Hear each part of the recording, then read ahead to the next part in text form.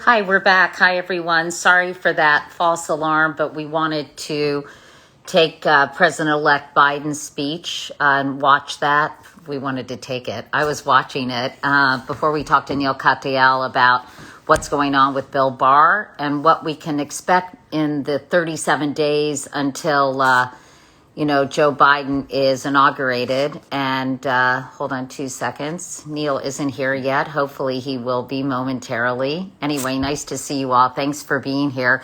I just always want to talk to Neil because he's such a brainiac. He has very, very strong opinions about things. But I want to know what's going to happen if, in fact, will there be another attorney general named? What could be done if, in fact, he does that? Hi, Allison, Breznick. All my friends are watching, so it's nice to see you all. Hi, LMK, New York, my faithful follower. Nice to see you. Let's see if Neil is here. Is he? I probably should have called him and said now, because I don't really want to vamp and stretch, but here we are. Anyway, I don't know if you all watched President-elect Biden's speech.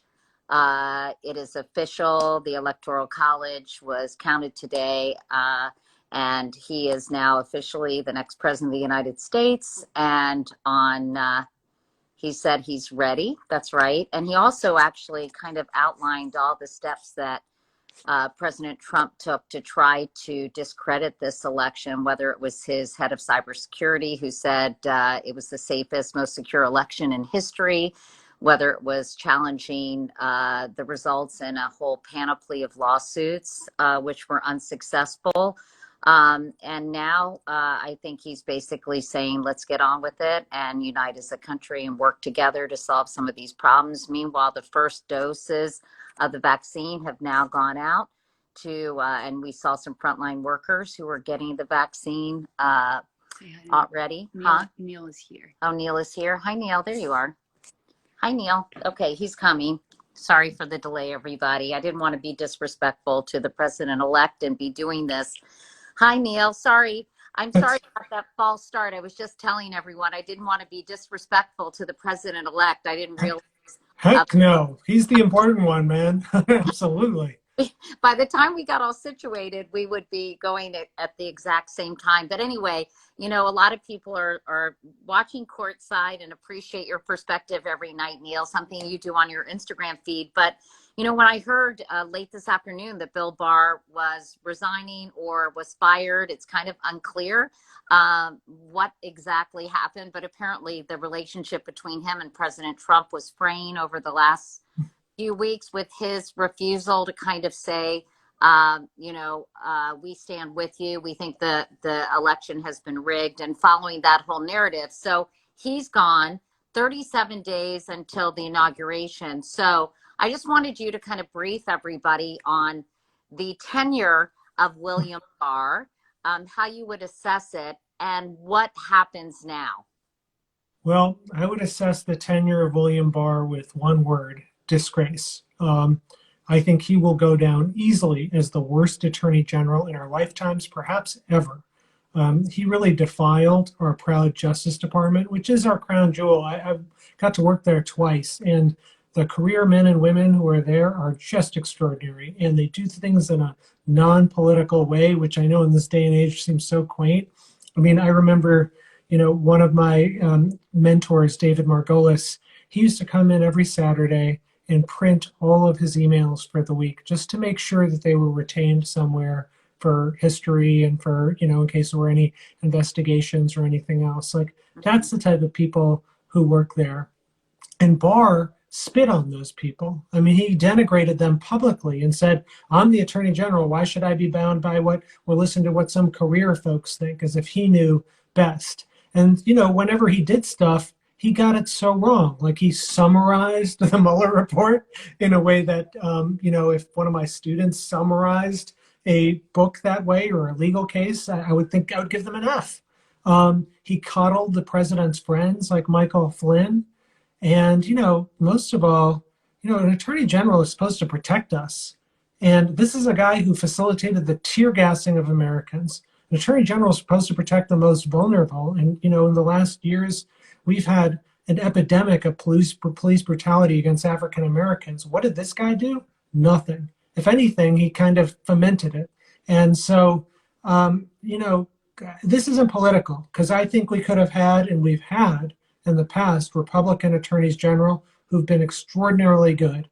But this guy was deeply political. He was wrong start to finish. And yeah, I think he goes down as the worst attorney general in our lifetimes. And as you know, it's fitting because President Trump's going to go down as the worst president in our lifetimes. So I guess these two have managed to accomplish something in the end. I'm curious. I mean, did he have the background? I know he was a corporate lawyer, I think at GTE, because I have a friend who worked there and knew him from her time there. And in terms of his background, was he a surprising choice for attorney general? I know this is kind of going backwards, but I'm just curious. Well, it's a little complicated because he actually was attorney general briefly at the end of the George Bush, the first administration. And so, you know, you would think ordinarily that would be the most qualified person, but he had a very brief stint then. His most notable thing then was engineering the Iran-Contra pardons, which he said he was most proud of, which is not exactly, I think, a high point for American history. But more importantly, I think, Katie, something really happened to him between 1992 and 2018, or whenever, you know, he was, whenever he took the attorney generalship again. You know, I think by all accounts, I talked to a bunch of people who worked for him with him the first time around at the Justice Department, and he was sane. He's not saying, you know, the sanity is not his strong suit at this point. And you see it in so many different things that he does and says. Sorry, we had the TV on, everyone. They said it's distracting. We turned it off. Sorry about that. They said the question showed my ignorance, but I don't think he did a lot of trial work, did he? No, I mean, and again, yeah, I don't think you need that for an attorney general, but it really does help. It's not a precondition, but it really helps to have been a career prosecutor, because that is the lion's share of what the Justice Department does. And to understand that non-political, even-handed way that you make decisions when you have awesome power, I mean, literally the power to put people to death, to understand that calibration and balance is something that is really, really important. And this is an attorney general who's literally on his way out trying to rush federal execution after execution. He brought back the firing squad in order to kill people. I mean, this is cruel and unusual, to use the words of the Eighth Amendment. Let's talk about what happens now. Before we talk about who Joe Biden may tap to be attorney general, there's been conversation about Andrew Cuomo. Somebody suggested Preet. I don't know, Neil, would you want to do that job?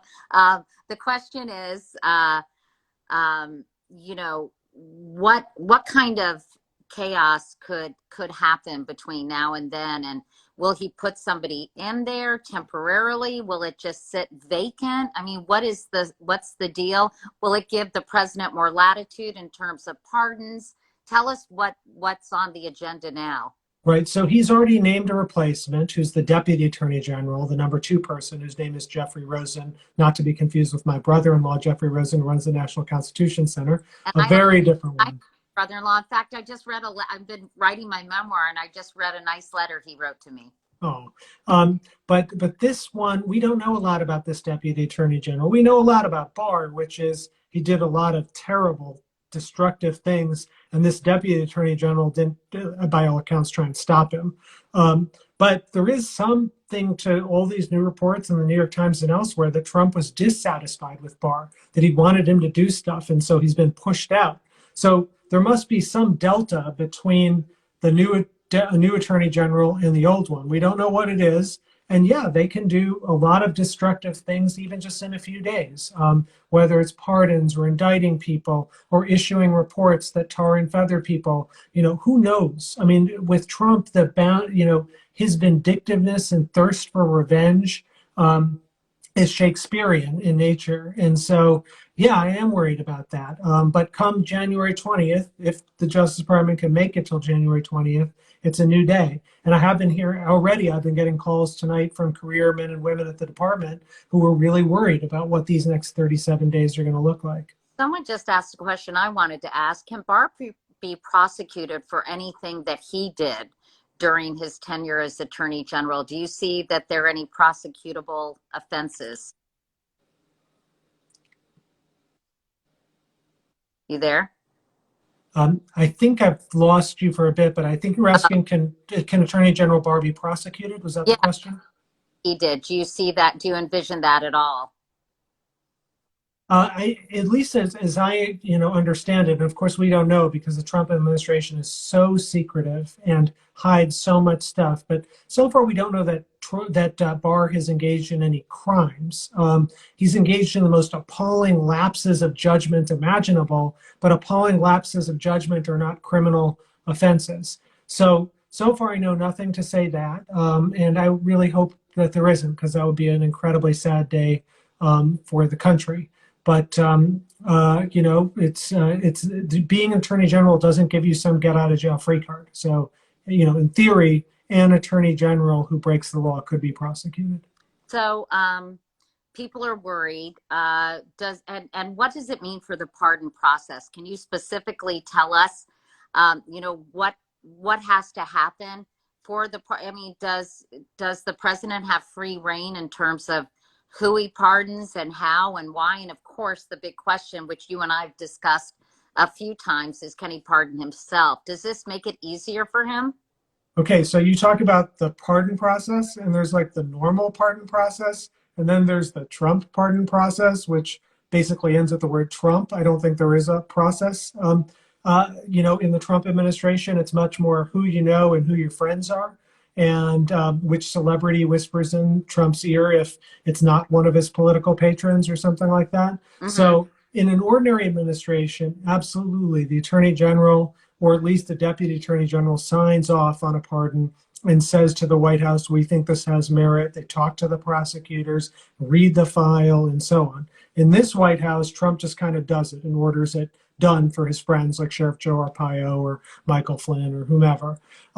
So given that, he could do it anyway, and he's likely to. So, I don't think Barr was necessarily going to be the guy to stand up to the president and say you can't do something. Now, it is true, there is an old Attorney General opinion from 1974 that says a president cannot pardon himself. Barr could have said, I'm refusing to withdraw that opinion. Again, we're in totally the realm of speculation, but he could have said, I'm bound by that opinion and it's right. You can't be a judge in your own case or something. And then Trump said, well, then I'm going to fire you. That's at least theoretically possible. And then he can hope for a different Attorney General to write a different thing. And by the way, this is exactly what happened in the travel ban. You might remember Trump rushes this crazy Muslim ban through on a Friday night. And then the acting Attorney General at the time, Sally Yates, refused to enforce it, saying it's unconstitutional. So he then fires her and gets the replacement to enforce the Muslim ban. So same thing could happen here. Barr could, again, only theoretically, we know nothing to say this has actually happened, say, I'm not going to withdraw the opinion, letting a president not pardon himself. And then the replacement, he could be fired and the replacement could do the president's dirty work for him. Interesting. By the way, we turned off the comments. Sometimes we actually get some really smart questions, but I know they're kind of distracting because we don't want to. Also tell people if they tap his face, the comments will. Yeah, if you guys tap Neal's face, which is, just tap his nice little mug, the comments will go down and they won't cover his face. So that's something that you can do. But I think I agree, they can be really distracting. Okay, let's talk about the next Attorney General, Neal. So what do you think? Andrew Cuomo, you mentioned Sally Yates. A lot of people think she would be a dynamite general. Nice to get a woman in that job, although we had Janet Reno, right? And I'm trying to think if there are other women. Oh, Loretta Lynch. Yeah, Loretta Lynch. So we've been pretty well represented in that department, but who do you think has a leg up? And somebody else said they wanted Preet to get that job, as I mentioned. So who do you think has a good chance of being named AG? I don't have any special insight, honestly. I just read the papers like you, but I will say that, first of all, anyone is the most immense step up. I don't have the vocabulary to describe where we are and where we're going to go with any of those names. They're just incredible. I do think that the virtue that Sally and Preet have is that they've been prosecutors at the Justice Department. They have exactly what I was saying Barr lacks, which is that appreciation for how, about how law enforcement decisions are made and the Right. awesome power of prosecution is done. And both of them are, strong supporters for the career men and women there, which is really the lifeblood of the department. It doesn't work any other way, which is why we've seen it fall apart over the last 4 years. So, they each have their own strengths. If it were down to those two, and I don't know that it is, but Sally is an extraordinary communicator, very, her values are truly the country's values. And I would say that about Preet too. I just think she's maybe spoken a little more of it sometimes. But, and Preet has an immense background in prosecuting financial crimes and so on. And, right now, given some of the looting that's been going on, I think that could be extraordinarily helpful. So I would be ecstatic for either of them.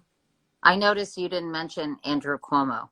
Yeah, well, I just don't know much about Cuomo. I can't imagine that he'd go from the governorship of New York to the attorney generalship, but maybe he will. I don't think he knows the department and has served there. So, those are concerns that I've had. But again, that's just mostly out of ignorance. I just don't know a lot about him, whereas the other two I've actually worked closely with. And so I've seen them firsthand make tough decisions, and they do it in exactly the way I want, which is like, not about politics, not about revenge or helping your friends or hurting your enemies. Just what is the darn law? Justice is blindfolded in the statutes. These people have doled it out basically that way in the past. And so I just think it speaks well of them. The career lawyers at the Justice Department must be doing a happy dance, huh? Well, they are, except as I say, though, I'm getting calls tonight about these next 37 days. But after that, yeah, I think the department's gone through a lot. It went through a lot in Nixon.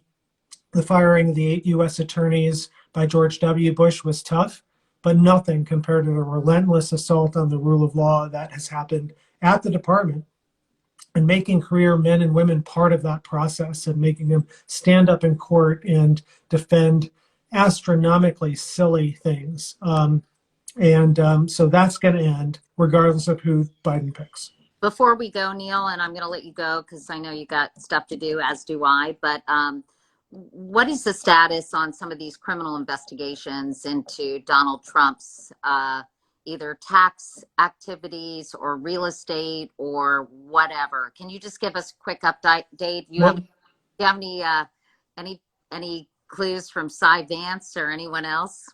So in our system, there's both state, local, and federal prosecutions and federal investigations and state ones.